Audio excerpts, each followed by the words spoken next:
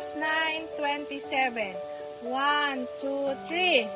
Just as people are destined to die once, and after that to face judgment. 3:20. 1, 2, 3. Here I am, I stand at the door and knock. If anyone hears my voice and opens the door, I will come in and eat with that person and they with me. John 3:14-17. 1, 2, 3. Just as Moses lifted up the snake in the wilderness, so the Son of Man must be lifted up, that everyone who believes may have eternal life in him. For God so loved the world that he gave his one and only Son, that whoever believes in him should not perish but have eternal life. God did not send his Son into the world to condemn the world, but to save the world through him. John 10:28-30. 1, 2, 3. I give them eternal life, and they shall never perish.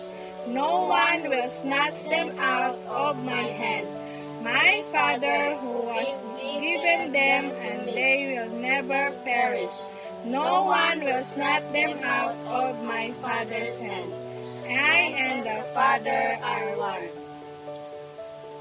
Romans 8:38-39. 4.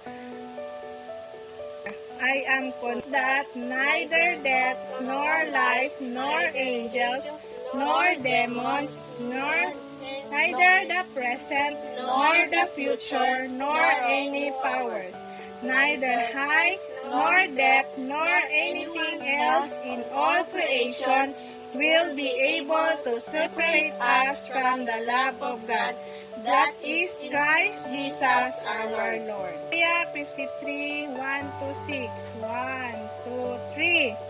Who has believed our message, and to whom has the arm of the Lord been revealed? He grew up before him like a tender shoot, and like a root out of a dry ground.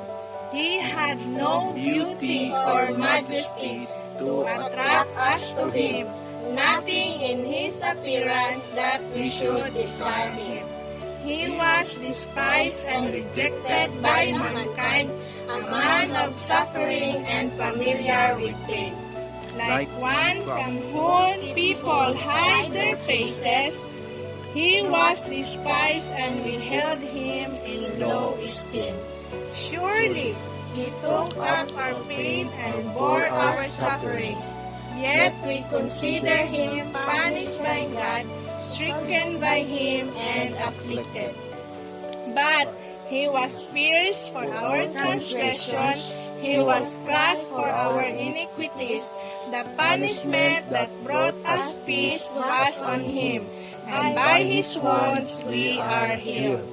We all like sheep have gone astray. Each of us has turned to our own way, and the Lord was laid on him the iniquity of us all. Romans 3:23-24. 1, 2, 3. Whatever you do, work at it with all your heart as working for the Lord, not for human masters.